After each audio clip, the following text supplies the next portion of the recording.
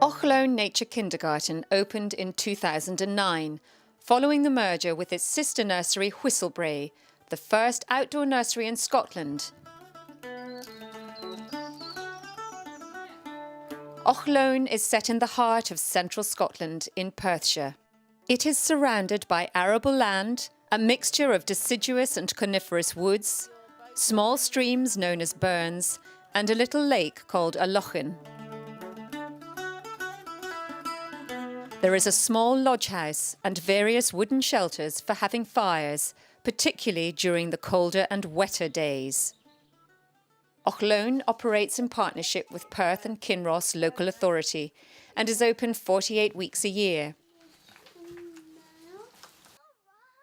Each day, up to 25 children, aged 2 to 5 years old, can join the 4 staff and 1 manager during the hours of 9 till 5:30. We follow a philosophy of nature pedagogy that links children with nature in the 3 environments: inside, outside and beyond, and in parallel delivers the Scottish curriculum.